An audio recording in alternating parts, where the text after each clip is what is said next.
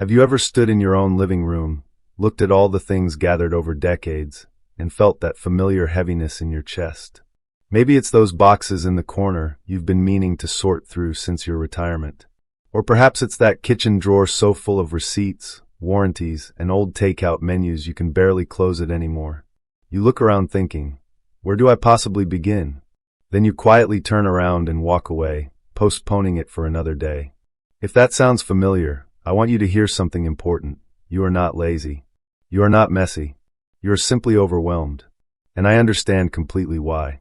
For those of us who've lived full lives, raising our families, building careers, caring for others, and carrying the emotional weight of everyone around us, clutter isn't just stuff.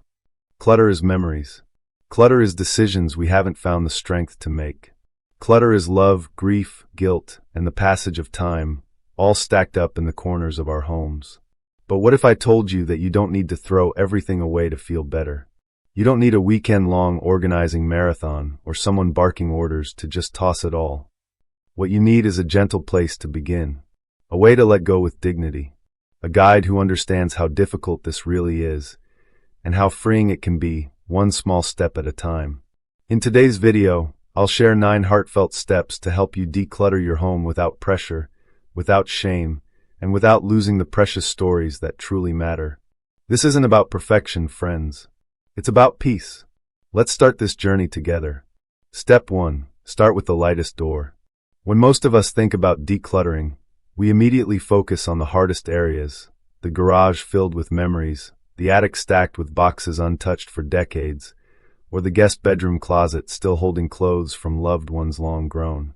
But let me share some wisdom I've gathered over my 75 years. That's not where we begin. Trying to tackle the most emotionally loaded spaces first is like attempting to run a marathon before you've even tied your shoes. It's overwhelming and heavy, and precisely why so many of us give up before we've truly started. Here's a better approach. Start with what I call the lightest door. This is the spot in your home that carries the least emotional weight, a place where decisions will feel straightforward and simple. No guilt, no history, just items needing attention. For my neighbor Frank, it was his medicine cabinet. He opened it one afternoon and found expired prescriptions, half-empty bottles of aftershave from the 1990s, and 3 tubes of the same toothpaste. He didn't wrestle with feelings or sit staring into space. He simply made quick, confident choices. That small action, just 15 minutes at the bathroom sink, sparked something in me, he told me later. I didn't just clean a shelf. I reminded myself that I can still move forward. So I ask you now, where's your lightest door? It might be that drawer of old pens that no longer write. Or perhaps the linen closet overflowing with mismatched towels you never use. Maybe it's even that plastic container under your kitchen sink. The point isn't where you start, it's that you start at all. Choose a spot that feels neutral, that doesn't carry precious memories, and that offers you one small, manageable victory. Every journey begins with a single step, and this time, your first step is opening a door that won't break your heart, just your clutter. Step 2. Touch once, decide once. Have you ever spent an afternoon decluttering, only to find yourself shuffling the same objects from one pile to another? You pick up that decorative plate you haven't used in 20 years, think, maybe I'll find a spot for this, then set it down in a decide later pile. Later becomes tomorrow. Tomorrow becomes next month. And the clutter never truly leaves. This is what I call pretend progress. Many of us do it, not because we're disorganized, but because we're afraid of making the wrong choice. We're afraid of letting go. So instead, we postpone the decision. That's why I want you to practice something simple yet powerful. Touch once, decide once. This means exactly what it sounds like. When you pick something up, you make a decision right then and there. No maybe piles. No, I'll save this for my daughter to look at someday. Just one of 3 clear choices. Keep it, if you use it regularly or it truly brings you joy. Donate it, if it's still in good condition but no longer serves you. Let it go, trash it, recycle it, or simply thank it and release it. That's it. No 4th category. No just in case. I remember my friend Walter, who used to keep every plastic container from takeout meals just in case. One day, he went through his kitchen cabinets and found 37 mismatched containers with missing lids. Touch once, decide once, he told himself. He kept 8 that he actually used, donated the decent ones, and recycled the rest. I didn't realize how exhausting all those undecided items had become, he said afterward. Now I feel like I can breathe again in my own kitchen. You deserve to breathe too. So the next time you touch an object, remind yourself, one touch, one decision. Never both. It's one step closer to the peace you're seeking. Step 3, the 3-second gut rule. Let's talk about the moment that stops most of us in our tracks. You're decluttering, making good progress, when suddenly you pick up something that makes you pause. It might be a sweater you haven't worn in 15 years, or a gift from someone you're no longer close to. Perhaps it's a decorative item that's been gathering dust since your retirement party. Suddenly, your mind starts racing. But maybe I'll use it again someday. But it was expensive. But what if I regret letting it go? Sound familiar? This is precisely when clutter fights back hardest, not because the item is useful, but because it's emotional. This is where the 3-second gut rule becomes your faithful companion. Here's how it works. Pick up the item. Give yourself just 3 seconds to decide. Keep it or let it go. Why just 3 seconds? Because your gut already knows the truth. That first feeling you have, lightness, tension, hesitation, is the truth. And hesitation, my friend, is almost always a no. Let me tell you about Richard. At 82, he had a garage full of tools from when he built furniture as a hobby. But arthritis had changed his capabilities years ago. When he tried to clean the garage, he'd hold each tool and get lost in memories of projects past. Every time I tried to sort through them, I froze, he told me. I felt like I was saying goodbye to the man I used to be. Then he tried the 3-second rule. Hold it. Count to 3. Listen to his gut. It felt frightening at first, he admitted. But then it felt like I was finally giving myself permission to be who I am now, not who I was 30 years ago. You don't need to justify what you release. You don't need to explain what you keep. You only need to trust that quiet voice inside you, the one that already knows what serves your present life. So today, try it with something small. Pick it up. Count 1, 2, 3. And simply ask, does this add to my life today, or hold me in yesterday? Trust your gut. It's wiser than you think. Step 4. Capture the memory, release the item. Some things are easy to let go of. Expired medication, broken electronics, or that odd sock you've kept for months hoping its mate would magically appear. But what about those items that hold deep emotion? The birthday card with your late spouse's handwriting. The dress you wore to your daughter's wedding. The seashell from your family's first vacation after you bought the house. These items are wrapped in memory, which makes them feel sacred. So when someone casually says, just throw it out, it can feel like they're asking you to throw away a piece of your heart. But here's a gentler truth. You don't have to keep the physical object to keep the memory. You don't have to live surrounded by the past to honor it. There's a method I've found deeply helpful called capture and release. It's simple but profoundly effective. First, take a photo of the item using your phone or camera. Then pause and tell its story. Speak it aloud or write it down in a journal. Once the memory is honored, give yourself permission to release the physical item. My friend James, a widower of 15 years, had drawers full of small keepsakes from his 47-year marriage. Movie ticket stubs, little notes, souvenirs from their travels. He couldn't bear to part with them, but they were taking up space and keeping him anchored to grief. One Sunday afternoon, he laid everything out on his dining table. He photographed each item. He created a digital album titled Our Story. And then, piece by piece, he gently let them go. I cried, he told me afterward. Not because I was sad, but because I felt lighter. I wasn't erasing her. I was just carrying her differently. That's what this step is truly about. You aren't erasing the love. You're simply letting go of the weight. And that creates space, not just in your home, but in your heart. Today, pick just one item that's been sitting untouched for years. Hold it. Photograph it. Say the memory out loud. Then ask yourself, do I need to keep this physical object, or is the memory already safely mine? Let go with grace, not guilt. Because the memory stays even when the object goes. Step 5. The 10-minute grace sprint.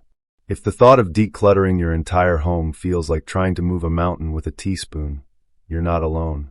Many people I counsel say exactly the same thing. I just don't have the energy I used to. That's not failure, that's life. Our bodies change. Our days fill with different priorities. Even the best intentions can fade when overwhelm creeps in. But here's a gentle truth. You don't need to clean the whole house. You don't need to accomplish everything today. You only need 10 minutes. That's what I call the 10-minute grace sprint.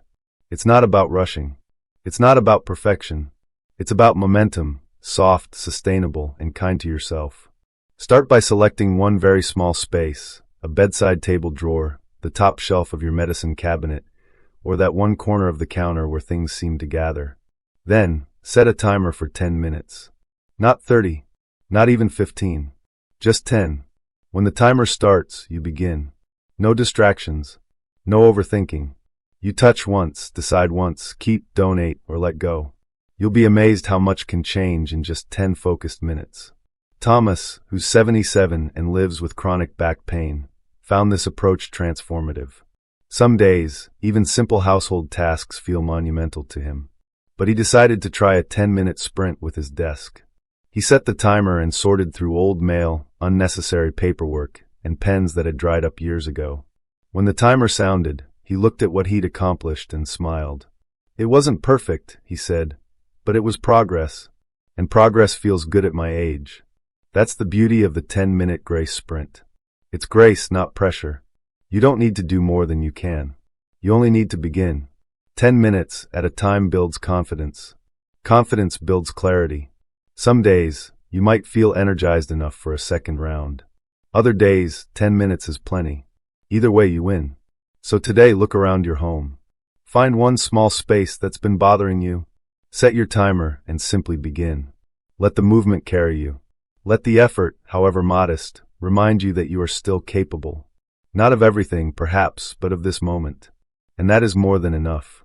Step 6. Create a peace corner. When life feels chaotic, sometimes the wisest approach isn't trying to fix everything at once. Sometimes peace begins in just one corner.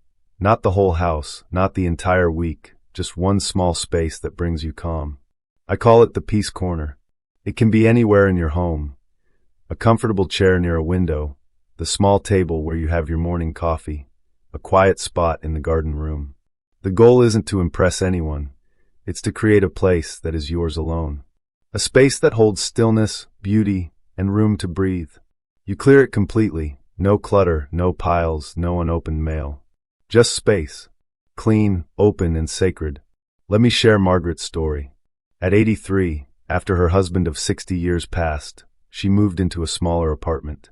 She was surrounded by boxes and memories, overwhelmed by the task of sorting through a lifetime together. I don't know where to start, she told me, her voice heavy with fatigue. So I encouraged her to create one peace corner first. She chose her favorite armchair positioned near a window where the morning sun would warm her shoulders. She cleared the small table beside it. She placed a framed photo of her great-grandchildren there, along with a small plant and her favorite poetry book. That was all. No chaos. No pressure. Just gentleness. I sit here every morning now with my tea, she told me weeks later. And when I do, I remember who I really am, not just the woman buried in boxes and grief, but someone who still finds joy in sunlight and words and growing things. That's the true gift of the Peace Corner. It's not about organization, it's about identity. It's a way to say to yourself, I still matter. My peace still matters. You don't need a complete home makeover. You don't need to declutter every room. You just need to begin with one corner. Choose a chair. Clear a small table. Add one thing that brings you genuine joy, a lamp with soft light, a small plant, a beautiful stone you found on a memorable walk. This becomes your anchor. On difficult days, it will be there for you. On quiet days, it will hold your thoughts. On ordinary days, it will remind you, I deserve peace. One peaceful corner can ripple through your entire life. And it starts with your simple choice to create it today. Step 7. The one in, one out rule. Decluttering your home is only half the journey. The other half is learning how to prevent it from accumulating again. For many people I've counseled, the pattern is frustratingly familiar. They finally make progress, clear the surfaces, organize the closets, donate the boxes, and for a little while, everything feels peaceful. But then, slowly and almost imperceptibly, the clutter starts creeping back. A new magazine arrives. Another well-meaning gift from a friend. That sale item you couldn't pass up. Before long, the drawers are tight again, and the shelves are overflowing once more. It can feel disheartening, like you're always starting over. But there's a simple principle that can transform this cycle, one that has changed many lives I've touched. The one in, one out rule. It works exactly as it sounds. For every new item you bring into your home, one item must leave. That's it. Simple but powerful. If you buy a new shirt, donate one you haven't worn lately. If you get a new book, release one you've already read. If someone gives you a new kitchen gadget, find one that's been gathering dust and let it go. This rule creates mindfulness. It makes you pause before purchases. It prompts you to ask, do I truly need this? Is it worth making space for? And it keeps your home from slowly slipping back into old patterns. Edward, a retired doctor of 71, shared his experience with me. He had worked diligently to organize his study, sorting papers, donating books, creating a space where he could pursue his watercolor painting hobby. But 3 months later, he noticed his desk was cluttered again, not with junk, but with new things he'd acquired without thinking. That's when he began using the one in, one out rule.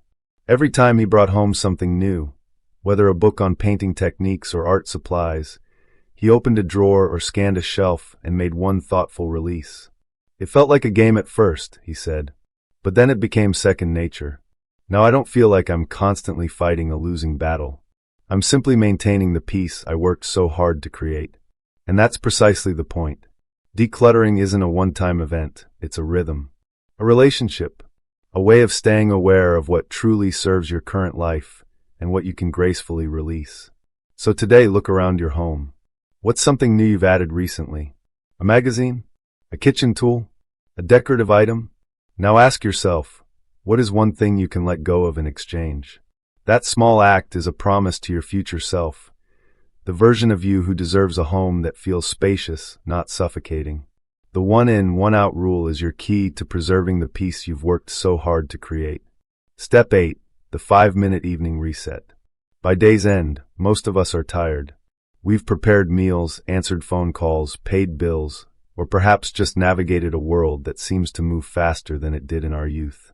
And when evening falls, we often look around and see the small accumulations of daily living. A cup left on the end table, papers on the counter, reading glasses set down and forgotten, that sweater draped over the chair. Individually, these aren't major issues. But waking up to these small messes can subtly erode your sense of order and peace, day after day. That's why I recommend something small but remarkably effective, the 5-minute evening reset. It's exactly what it sounds like. Just 5 minutes before you retire for the night. You don't clean the entire house. You don't reorganize the whole kitchen. You simply set a timer, and for 5 peaceful minutes, you reset your space. Put away what's out of place. Return items to their proper homes. Wipe a counter or fold a throw blanket. It's not deep cleaning. It's not perfection. It's simply creating closure to your day.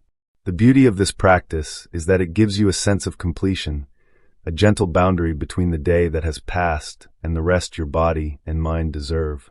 And when you wake the next morning, you begin your day with clarity instead of chaos. William, a widower in his late 70s, told me how transformative this one habit became for him.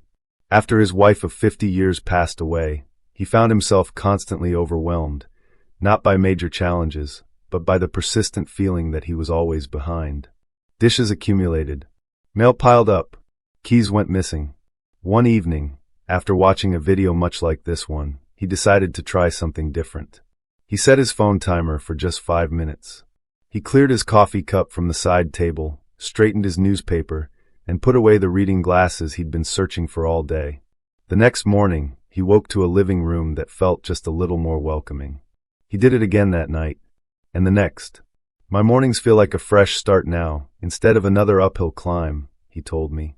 5 minutes isn't much at my age, but the peace it brings me lasts all day. That's what the 5-minute reset offers. A fresh beginning and a small but meaningful reminder that you're not falling behind. You're simply moving forward, one peaceful evening at a time. Tonight, try it yourself. Just 5 minutes. One small area. One table. One corner of your kitchen. Let that small space go to sleep with you cleared, calm, and cared for. Step 9. Shift your mindset from cluttered to clear. Clutter is never just about the physical items we see. It's about what those things represent. A stack of old mail isn't just paper, it's postponed decisions. Clothes you no longer wear aren't just fabric, they're versions of yourself you've outgrown. A drawer full of unused gadgets isn't just mess, it's hope that someday they'll be useful again, fear of waste, and hesitation to acknowledge change. This is where decluttering becomes less about organizing and more about healing. If we want lasting peace in our homes, we don't just need to clean our space, we need to shift how we perceive it. Martha, a 78-year-old woman I met in a community workshop, had a home filled with beautiful things, antique furniture, collectibles, boxes of her children's school projects. But she felt anxious, even somewhat trapped, in her own home. I thought I was honoring the past, she confessed, but really, I was burying myself in it. So together, we worked to change the fundamental question she asked herself. Instead of "should I keep this?" we began asking, "is this helping me live the life I want right now?" That shift changed everything. She didn't discard her treasures indiscriminately, but she created space. And in that space, she found something unexpected: freedom to start painting again, a passion she hadn't pursued in nearly 2 decades. That's my invitation to you today. Shift your mindset. Let go of guilt about discarding gifts or inherited items. Release the pressure to preserve every chapter of your life in physical form. Understand that you are not a museum. You are a living, breathing, evolving person. Your home should reflect today, not just yesterday. You can keep the love without keeping every object. You can honor memories without being weighed down by them.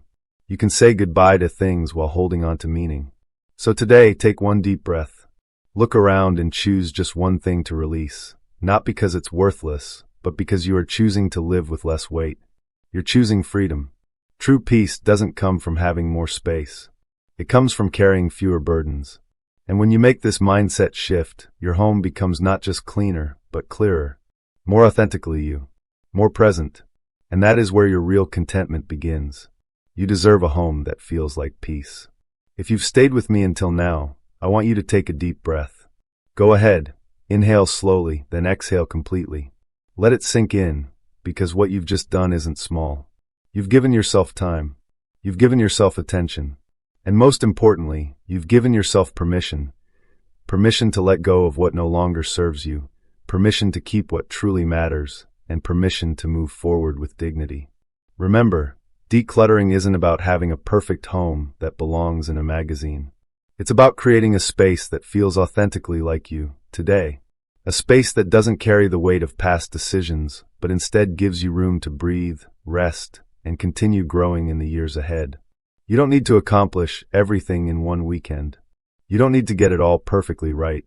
You just need to keep showing up for yourself, one drawer, one decision, one breath at a time. If this video has given you even a small measure of comfort or clarity, or just a gentle nudge in the direction of peace, I hope you'll tap that like button. Not for me, but as a quiet promise to yourself, a promise that your home can feel different, that your days can feel lighter, that at any age, you deserve to be surrounded by space, not stuff. This is Elder's Wise Insight, reminding you that it's never too late to find more peace in your home and in your heart.